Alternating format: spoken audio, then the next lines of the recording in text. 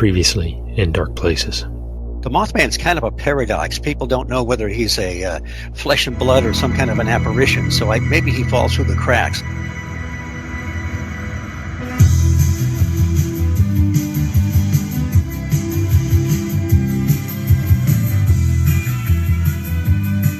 Welcome to another episode of In Dark Places, broadcast from a secret location hidden somewhere in the Appalachian Mountains. I'm your announcer, Mr. Haunted. If you want to be on the show and tell your true story, send us an email to indarkplacespod@hotmail.com. That's indarkplacespod@hotmail.com. So stay tuned for another episode with your host, Junebug.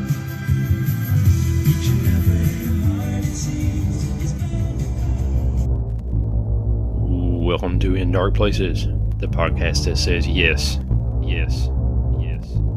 This is the second week of Month of Mothman. Glad you could join us. This week I'll be talking about some of the early days of the Mothman. But first, here's some news from the unknown.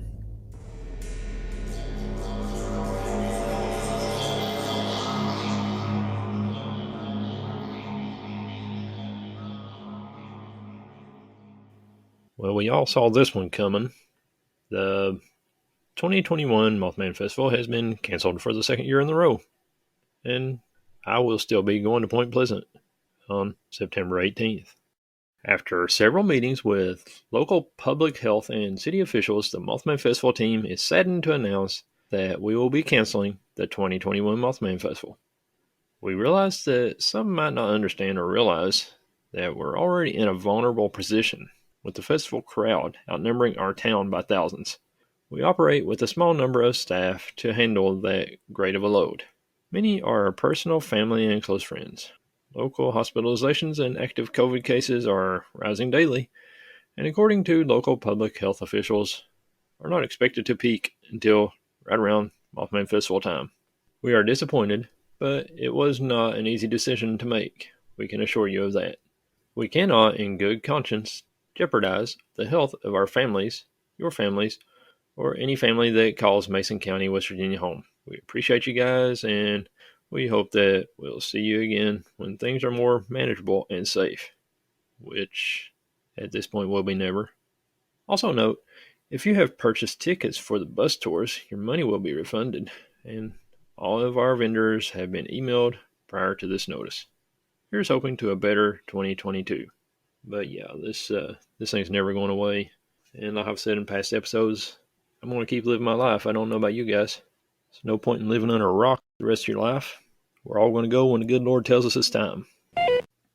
Mothman sighting at the Wisconsin State Fair. A large winged creature was witnessed by staff at the Wisconsin State Fair following the Skillet concert on August 7th, 2021. According to a report posted on the UFO Clearinghouse blog. The two witnesses were cleaning up the main stage area after the concert when one of them spotted the creature and shouted, "What the is that?" I looked up, and there about 30 feet in front of us, toward the parking lot, was what looked like a very tall being, but it wasn't like any person I've ever seen before, the witness who reported the incident said. It was about 7 feet tall and thin, but still looked very solid. It was coal black, and it had two glowing yellow eyes, and it had wings. Literal wings that must have stretched out 12 feet from tip to tip, coming out of its back. The thing looked like a literal demon from the depths of hell, and appeared to be staring directly at the stage, where there were still people breaking down the equipment from the earlier concert. The entity took a few unsteady steps toward the stage, and then it turned its head to look directly at the two witnesses. The air felt like it was drained straight out of my lungs, and I felt an overwhelming sense of terror. Not fear, but absolute terror. Like my life was going to end right then and there, and this thing was going to snatch my soul and drag it down to hell, the witness said. It then flapped its wings rapidly a couple of times, almost like it was stretching them out, and it took off into the air, and it was gone. It was swallowed up by the night and was done in a matter of a few milliseconds. In recent years, there have been numerous sightings of a large winged humanoid creature or creatures in areas near the Lake Michigan shoreline. The Lake Michigan Mothman, as it has been dubbed, has most likely been seen in areas around Chicago, though there have been reports of sightings further north in Wisconsin. This may be the first sighting of such a creature in Milwaukee. I'm confident that what I saw was real, and it stuck in my head all night long, the witness said. My partner looked like he had seen the devil himself. He said it had scared him, and he was going to stick toward the well-lit areas for the rest of the night.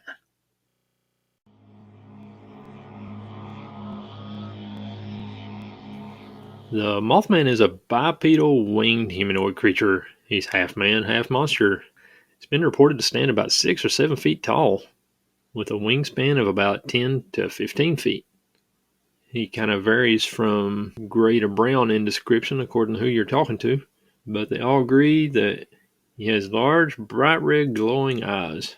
Some people believe that the Mothman is a result of a curse placed on the town of Point Pleasant by Chief Cornstalk, a Shawnee leader, during the Battle of Point Pleasant. The battle was fought on October 10th, 1774, between the Shawnee and the Mingo warriors. Chief Cornstalk thought that he was going to sign a peace agreement, but the generals ended up capturing him, and he was murdered while he was in jail. Some people believe that he cursed the land on Point Pleasant, and that the Mothman is just a consequence of that curse. During World War II, there were some igloo-type structures built out of concrete to hold TNT and ammunition during World War II, and it was operational for 4 to 5 years. It was very well hidden on the outskirts of Point Pleasant and covered with trees and grass and stuff, and you couldn't see it from the air. So it made a good hiding place for all that ammunition during World War II. After the war, the igloos were leased to store chemicals to several different companies in the area. These chemicals oozed out into the ground. The EPA came in and removed the topsoil from the area, but it's hard to tell what was underneath. So there are some people that believe that the Mothman is a result of those leaked chemicals that went into the ground. It's just some weird mutation. The Mothman has his origins back in the 1940s when he was called Birdman. But this week we'll be looking more at his 1960s heyday when he was large and in charge in Point Pleasant and the surrounding areas. In August of 1966, Lawrence Gray was coming home from church when he got a strange sense that something was in his house as he approached the steps around 9:30 p.m. He lived in a small white house on Jefferson Avenue across from Wesleyan Church. As he entered his house, the feeling of dread grew stronger, but he didn't find anything when he searched around other than a hook-style lock on his basement door being unlatched. Lawrence and his wife went to sleep around 10:30 or 11. At about 3 a.m., he found himself awake, looking out the window by his bedside as a car pulled into the nearby church, and the bright streetlight illuminated the road below. Lawrence turned his head to see a 6-foot-tall glowing figure with deep eyes, large wings, standing with its shoulders arched and its head tilted. The figure was described as being lunar in coloration, meaning a dirty gray and white like the surface of the moon. When Lawrence saw the being, he was paralyzed and couldn't move or make noise. He was convinced that it was the devil. Lawrence said that when he focused on Bible verses, the creature vanished. The encounter with the being was only about 45 seconds. And then on November 1st, 1966, a National Guardsman at the armory near Camp Colony Road in Point Pleasant claimed to have seen a large brown humanoid figure perched on the limb of a tree. On November 12th, 1966, Kenneth Duncan of Blue Creek, West Virginia, and 4 other men were reportedly digging a grave for his father-in-law, Homer Smith, in Reamer Hill Cemetery near Clendenin, West Virginia. He claimed to see a man-like figure that flew out of some nearby trees and glided low over their heads. The other men did not see the creature before it flew away, but Kenneth said that the brown creature was in sight for about a minute and that it didn't look like any kind of bird, but it seemed to be humanoid, like a man with wings. On November 14th, at about 10:30 p.m., a contractor named Merle Partridge was watching TV at his home in Salem, West Virginia, when suddenly the TV blew out. He went out looking for his dog Bandit on the porch, and it was howling toward the hay barn. Bandit was acting strange, as if he saw something. Partridge walked out onto the porch. He saw red circular intermittent lights that were moving around and rotating in the distance. He aimed his flashlight at them, and the lights seemed to be like bicycle reflectors. The dog ran off toward the field and never returned. The following day, when he went out looking for his dog at the approximate position where the red lights had been seen, he found dog tracks going around in a circle but not leading off anywhere. He searched for Bandit for a long time following the experience, but never found him. Merle thought that the strange noise from his TV and the lights he saw in the field and the disappearance of his dog were all related. He said the Bandit was a well-trained dog and he would have returned back to him otherwise. Merle reported to see red reflective lights, which were interpreted by newspapers and investigators to be eyes.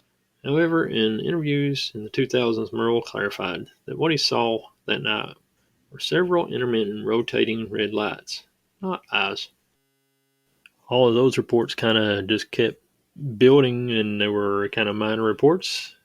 The most famous sighting was on November 16, 1966, from the Point Pleasant Register. Couples see man-sized bird creature something. It was a bird or something. It definitely wasn't a flying saucer. 2 Point Pleasant couples said today they encountered a man-sized bird-like creature in the TNT area about midnight last night. Sheriff's deputies and city police went to the scene at about 2 o'clock this morning, but were unable to spot anything. But 2 young men telling their story this morning were dead serious and asserted they hadn't been drinking. Steve Mallett of 3305 Jackson Avenue and Roger Scarberry of 809 30th Street described the thing as being about 6 or 7 feet tall, having a wingspan of 10 feet and red eyes about 2 inches in diameter and 6 inches apart. It was like a man with wings, Mallett said. It wasn't like anything you'd seen on TV or in a monster movie. The men and their wives were in Scarberry's car between 11:30 and midnight when they spotted the creature near the old power plant adjacent to the old National Guard Armory buildings. The creature was seen standing on 3 occasions and was described as being extremely fast. It flew about 100 miles an hour in flight, but it was a clumsy runner. Deputy Millard Halstead said he had seen dust in the vicinity of a coal field, but it could have been caused by the bird, he said. I'm a hard guy to scare, Scarberry said, but last night I was getting out of there. They did just that, but the thing followed them. They said it was hovering over the car, apparently gliding, until they reached the National Guard Armory on Route 62. We went downtown, turned around, and went back, and there it was again, Mallett said. It seemed to be waiting on us. He said the light gray creature then scurried through a field. It also had flown across the top of the car. It apparently is afraid of light, Mallett reasoned, and maybe it thought it was scaring us off. The young men said they saw the creature's eyes, which glowed red, only when their lights shined on it, and it seemed to want to get away from the lights. They said it looked like a man with wings, but that its head was not an outstanding characteristic. Both were slightly pale and tired from lack of sleep during the night following their harrowing experience. They speculated that the thing was living in the vacant power plant, possibly in one of the huge boilers. There are pigeons in all the other buildings, Mallett said, but not in that one. If I had seen it while by myself, I wouldn't have said anything, Scarberry commented, but there were 4 of us who saw it. They said it didn't resemble a bat in any way, but maybe what you would visualize as an angel. The last time they saw it was at the gate of the C.C. Lewis farm on Route 62. They heard a sound like wings flapping, and they said the bird rose straight up like a helicopter. This doesn't have an explanation to it, Mallet said. It was an animal, but nothing like I've seen before. Are they going back to look for the creature? Yes, Mallet said. This afternoon and again tonight. Today, Scarberry said. But tonight I don't know.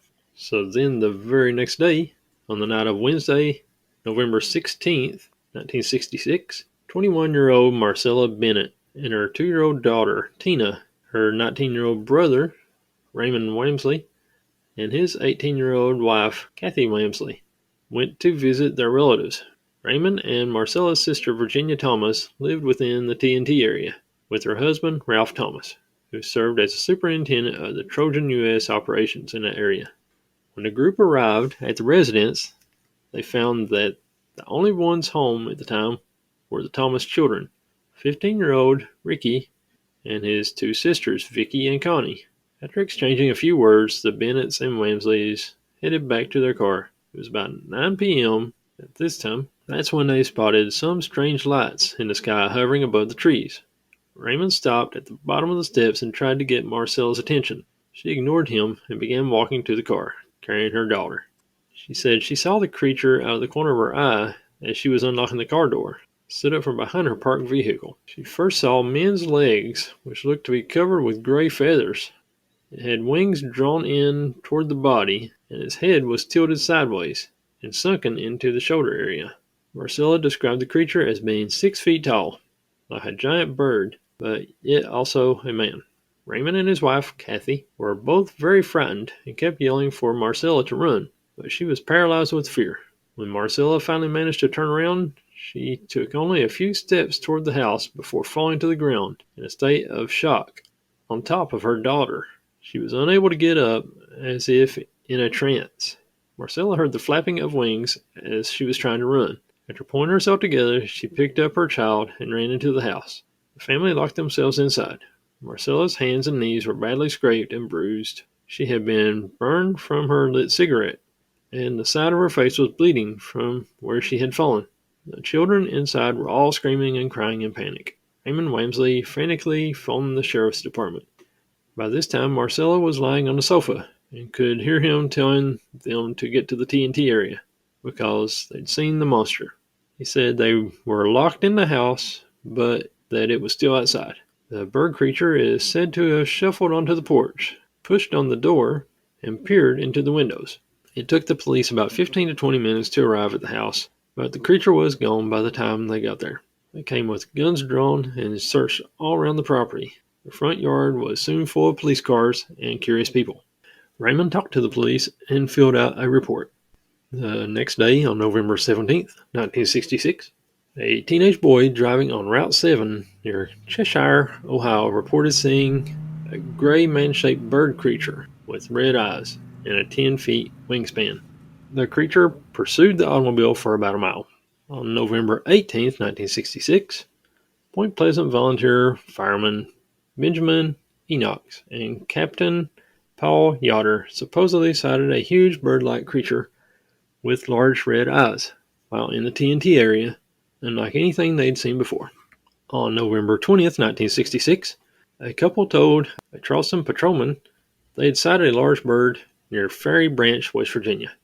Also on November 20th, 1966, Howard Mueller reported seeing a 4-foot-tall bird with red half-moons under the eyes, which landed on a school bus shelter in Dixie in Nicholas County, West Virginia. Also on November 20th, it was a busy day for Mothman. Brenda Jones of Point Lick and 4 other teenagers driving along Campbell's Creek, West Virginia, saw a man-sized bird creature standing beside a rock quarry by view of their car's headlights. It turned and ran into the woods. On November 21st, at 10:15 p.m., Richard West phoned Charleston police and talked with Patrolman D.L. Tucker. He reported that a 6-foot-tall man with red eyes and a 6 to 8 feet wingspan was standing on a roof near his home. West said that it flew like a helicopter straight up into the air. On November 24th, 2 adults and 2 children saw a giant red-eyed flying creature in Point Pleasant. On the morning of November 25th, 1966, at 7:15 a.m., shoe salesman Thomas Urey of Point Pleasant was driving north along Route 62 on his way to work at the Kinney store in Clarksburg, West Virginia. He saw something flying upward over the trees along the Ohio River on his left. At first he thought it was a helicopter. When it began circling over his car, he saw that it was a very large bird, unlike anything he'd seen before. He said that the abnormally sized bird had an estimated wingspan of 10 to 12 feet and was flying about 2 or 3 telephone poles high. It was able to keep up with his car, even when he was going about 75 miles per hour. He stared at the bird apprehensively through the windshield, waiting for it to swoop down. The bird made about 4 passes over the car before disappearing back below the trees by the riverbank as Urey drove past the Kirkland Memorial Cemetery. Sometime in November of 1966, on the week of the 20th to the 26th, 23-year-old George Wolfe Jr., Beaver Falls, Pennsylvania, was hunting when he saw a 7-foot gray-colored ostrich-like bird about 50 feet away in a cornfield. It zigzagged sideways through the trees. The bird had a round body, long neck, and a tall plumed tail. George said his dog, old Ringo, ran after it, let out a howl, and returned whimpering. On the evening of November 26, 1966, Mrs. Ruth Foster reported seeing a large bird creature about 6 feet tall with big red eyes popping out of his beakless face. The creature appeared on her front lawn beside the porch in St. Albans, West Virginia. She screamed and ran back inside. Her brother-in-law went outside to look for it, but it had disappeared. On November 26, 1966, Marvin Schock and his 2 children, Marlene and Philip, witnessed 4 giant 5 feet tall gray and brown birds with 10 feet wings and a reddish cast to their heads in Lowell, Ohio, near Cat Creek. They first noticed the strange man-sized birds moving around in a tree. When they walked over closer, about 100 yards away, the birds flew up the ridge. The group followed the creatures by car and saw them about 200 yards from the home of Ewing Tilton, near the edge of the woods. Ewing Tilton also claimed to witness the creatures and agreed on the sizing. The oversized birds were reported to have dark brown backs with light flecks, gray breast coloration, and straight beaks about 5 to 6 inches long. The birds kept their distance from the witnesses the whole time and were in view for about 2 hours overall before eventually flying out of sight. On November 27, 1966, 18-year-old Connie Carpenter was driving home along Route 33 at 10:30 a.m. past the Old Mason County Golf Course outside of New Haven, West Virginia, when she saw a large gray 7-foot tall man-like creature with glowing red hypnotic eyes, which caused her to almost run her car off the road. 10 feet wings unfolded from the creature's back and it rose straight up into the air and then headed toward Connie's windshield.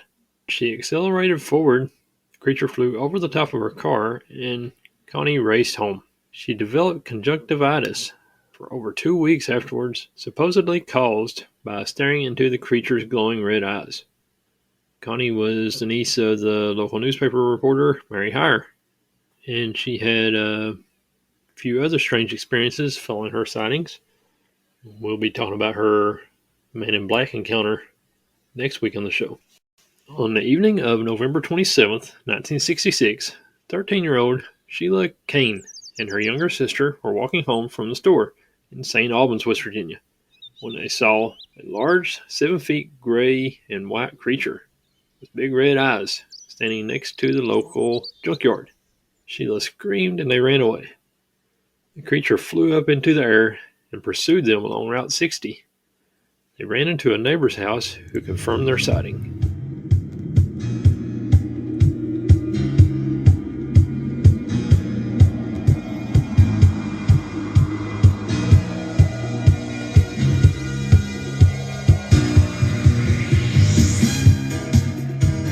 This This episode of In Dark Places is sponsored by Wrangler Jeans.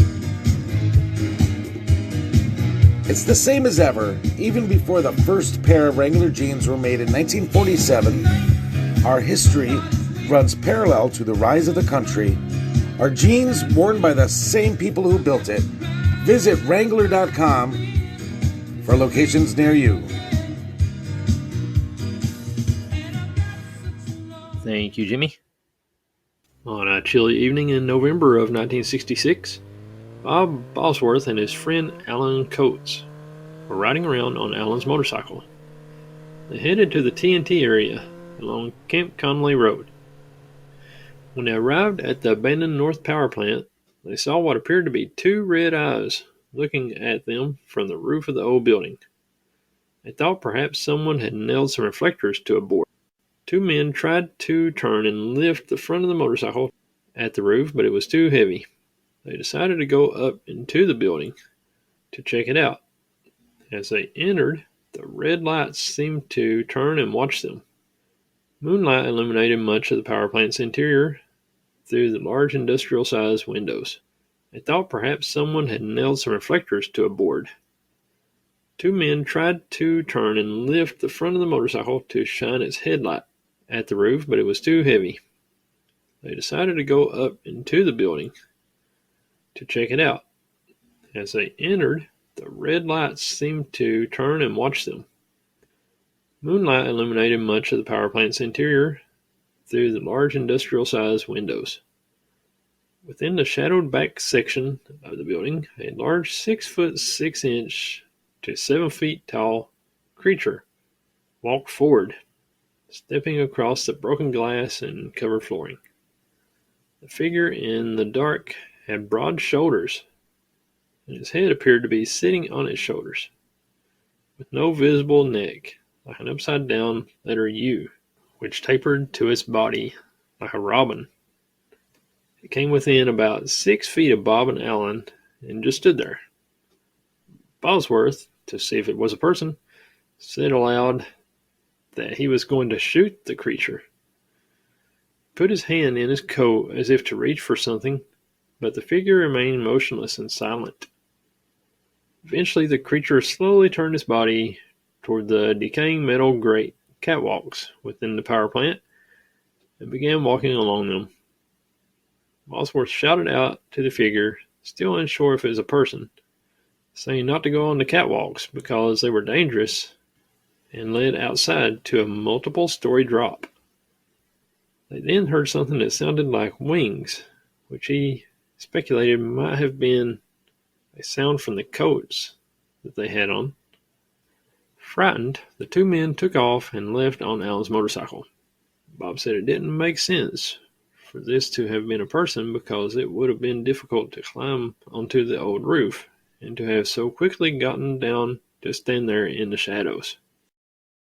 On a late fall evening in November 1966, at about 11 p.m., after seeing a movie in Ohio, Faye DeWitt's 16-year-old brother, Carlisle, who went by the nickname Topper, drove Faye and her younger siblings in his green '59 Ford truck to the TNT area. He reportedly took them there to prove that the creature they'd heard about from the kids at school didn't exist. Faye DeWitt was about 14 at the time and was accompanied by her younger sister, Betty, and her younger brothers, Ray and Jack. As they drove at about 50 miles per hour, Faye turned to see something running beside the truck. It had a human-like head and was covered in feathers, with large ruby red eyes that took up most of its face. The creature was described as over 5 feet tall and whitish and tan in color. Her older brother, Topper, drove around a sharp turn in an attempt to try to lose the creature, but it kept up with them and continued to follow. In a panic, Faye's younger siblings were hiding by ducking down in the floor of the truck, with Betty huddled over Ray and Jack. Topper went around another sharp turn and stopped his car sideways in the road by the abandoned North Power Plant. Faye said the creature got on the roof of the truck and looked down at them through the windshield. It then stood up, jumped down off the vehicle, and ran toward the power plant. The creature then jumped up to the top of the old 3-story high power plant and crouched like a gargoyle. Faye's brother got out and began throwing rocks and pieces of coal at the creature. When he threw a larger chunk of coal that landed by its foot, the creature stood up, turned sideways to look at him, and jumped down from the roof. Topper rushed back to the vehicle and closed the door. The creature spread out a pair of 5 to 6 feet wings and flew off into the darkness. Faye's brother then drove to the Mason County Courthouse and told the deputy what happened. On December 4th, 1966, at 3 p.m., 5 pilots in the Gallipolis, Ohio airport saw a very large bird gliding about 600 feet in the air over the river. The bird was said to be flying at about 70 miles per hour, and the men at first thought it was an airplane. Witnesses were Everett Wedge from Point Pleasant, Henry Upton from Leon, West Virginia, as well as Ernie Thompson, Leo Edwards, and Ernie Atkins of Gallipolis, Ohio. The bird supposedly had wide wings and a long neck.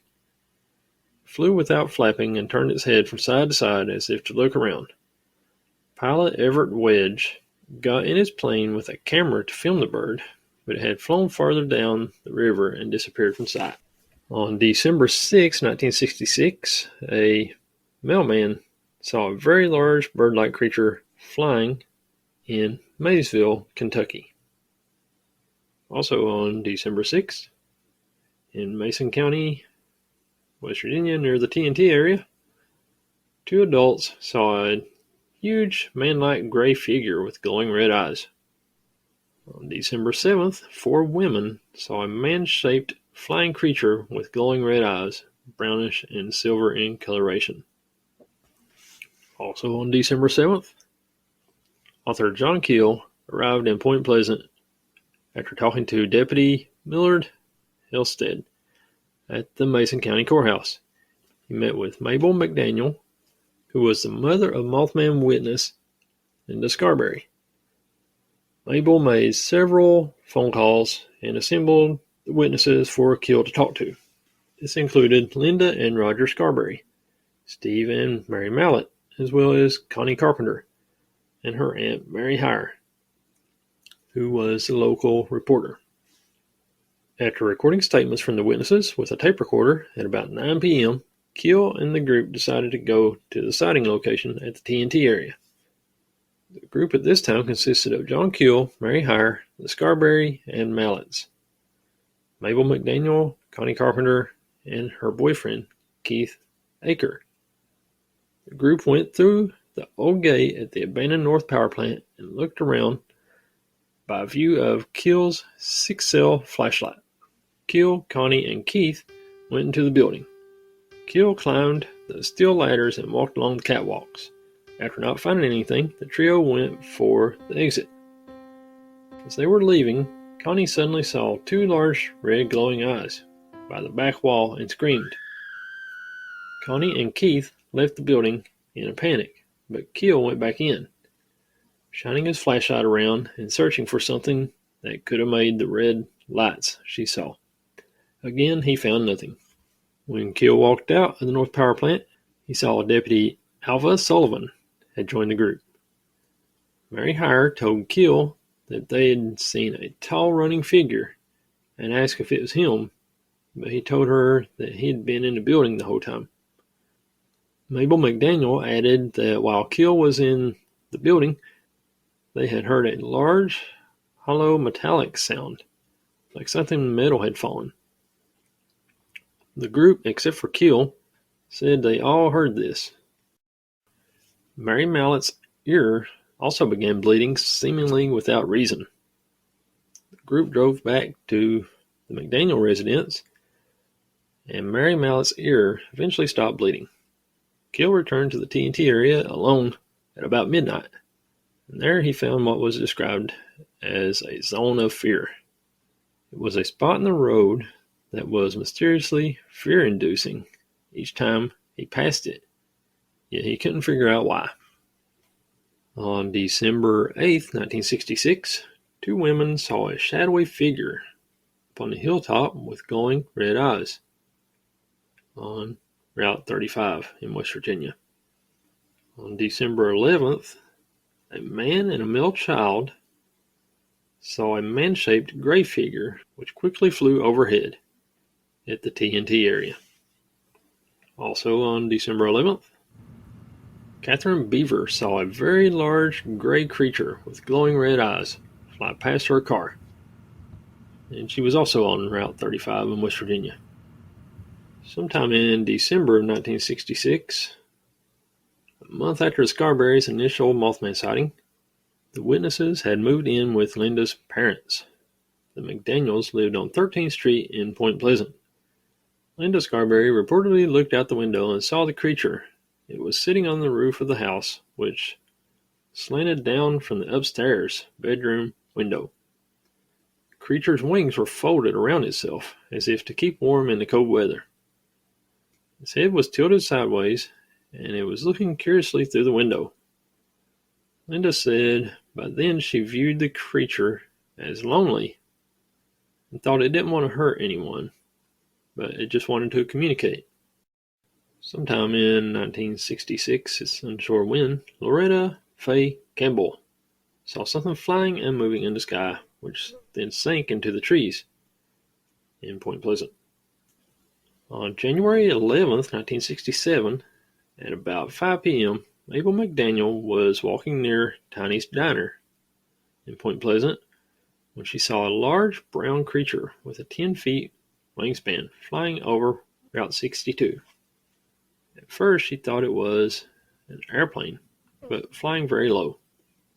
The creature had men's legs hanging down from it. She didn't see a head or a neck. It glided silently without flapping its wings. It circled the restaurant and then flew away. Mabel McDaniel was also the mother of Mothman witness Linda Scarberry. On the night of March 5th, 1967, 21-year-old Bo Schertzer and a young female nurse were traveling along Route 2 along the Ohio River toward Huntington, West Virginia, in a Red Cross blood van. A large glowing white object reportedly rose up slowly from a nearby wooded hill and hovered a few feet over their vehicle as they drove. Schertzer rolled down his window and looked up to see two arm-like extensions reaching down from the luminous object on either side of the vehicle. Claw-like appendages were supposedly trying to grab the blood van. Schertzer accelerated, but the UFO was easily able to keep up with him. Traffic suddenly approached from the opposite direction. When the headlights from the other cars neared the object, the arms retracted and it flew away. Two workers then went to the police. The sighting was mentioned briefly on the radio that night, but wasn't reported in the newspapers. On March 12, 1967, at about 11:30 p.m., an adult woman and her 20-year-old daughter were returning home from church. When they turned a corner in a wooded area of Latart Falls, Ohio, they reportedly saw a large white being with long hair and a 10 feet wingspan, which passed directly in front of the car. The being then flew straight up out of sight. The witnesses considered that they saw an angel or even Jesus. On May 19, 1967, at about 10:30 p.m., while driving past the TNT area on Route 62, Brenda Stone and another woman reportedly witnessed what looked like a winged creature fly up to meet a UFO. The women claimed that they had seen a shadowy form with bright red lights like glowing eyes on the top of a tree near the road. The large hovering red light, which looked to be a luminous object, then appeared and approached the tree. The shadowy figure rose up toward the red glowing object and vanished. The flying object then flew out of sight to the north. On the afternoon of November 2nd, 1967, Virginia Thomas was in the kitchen of her house within the TNT area when she heard a loud squeaking sound. She said similar to be that a bad fan belt. Virginia stepped out on her porch and saw a large shadow across the grass, and a tall gray man-shaped figure moving quickly among the TNT area igloos. The figure walked upright like a man, but was much larger, and moved very fast in a gliding motion. It then disappeared into some nearby trees. After the sighting, Mrs. Thomas had several nightmares, one of which featured strange people along the river and an invasion of some sort coming over the Silver Bridge in trucks and going into the TNT area. In the dream, the Thomases grabbed the kids and ran. She wasn't sure what the dream meant.